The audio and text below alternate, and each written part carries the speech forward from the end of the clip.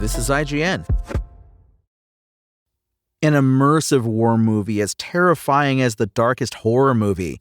This is your IGN review of Warfare by Eric Goldman. Based on an actual incident from the Iraq War, Warfare is an especially effective and visceral depiction of modern combat. Only those who were there can say whether it's a 100% realistic recreation of those events. Co-directors Alex Garland and Ray Mendoza have been careful to note that the grueling images they've put on screen are the memories of Mendoza and his fellow U.S. Navy SEALs, who were trapped in a Ramadi apartment during a surveillance mission gone awry in 2006. Memories, of course, can be skewed or have their own gaps or inaccuracies, but there's no arguing that the recollections dramatized by Warfare are undeniably engrossing, no matter how difficult and upsetting they are to watch. And they are difficult and upsetting to watch. Warfare is arguably among the most extreme war is hell movies ever made by an American studio. After spending the past decade working as an advisor on projects including Jurassic World, Call of Duty Modern Warfare, and Garland's 2024 film Civil War, Mendoza brings an uncommon level of personal experience to Warfare. Garland's filmmaking prowess is crucial here as well. Part of what makes Warfare so effective is how it plays and sounds like the kind of blunt, dread-filled horror movie the 28 Days Later screenwriter and Annihilation director made his name on. Essentially told in real time and mostly set within a single building, the methodically paced build-up shows the SEALs, played by familiar faces from various MCU projects, celebrated FX series, Netflix dramas, and more, hunkered down in the apartment they've commandeered from an Iraqi family. Scenes of them handwriting notes, urinating in water bottles, and stretching after long spells of crouching behind a sniper rifle accomplish Warfare's goals of immersion.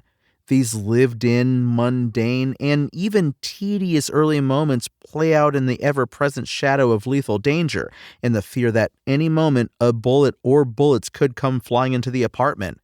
That nerve-rattling atmosphere is intensified by Warfare's incredible sound design.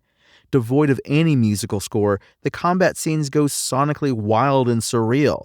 Sound designer Glenn Fremantle drops the volume low and the audio becomes distorted when the characters can barely hear.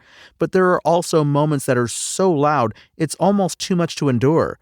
And that's clearly the point. Eventually, one of our main characters, having been injured in a particular ghastly manner, begins screaming at the top of their lungs in non-stop agony, and it's nearly unbearable. But it's also necessary to get across what these people are suffering through. Warfare is the kind of film where you're sitting holding your breath tensed up for much of the runtime, which is 94 minutes in case you're wondering whether or not it'll be too much to endure. Which means the rare moments of comic relief, including one darkly funny moment of accidental physical comedy in the midst of chaos, have all the more impact thanks to the necessary release of tension. It's easy to imagine this was the case for the characters' real-life inspirations too, because if war is hell, you take a chuckle where you can get it.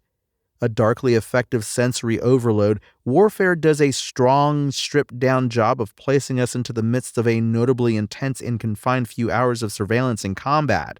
A strong cast of rising stars sells their characters' mixture of fear and determination, while phenomenal sound design plays a big role in the immersiveness as we're given a window into just how nightmarish and disorienting a combat experience like this can be. Warfare's IGN score? 8 out of 10. Thanks for listening to IGN. My name is Tony Jackson, and for the latest updates on Warfare, visit us at IGN.com. Spoken Layer.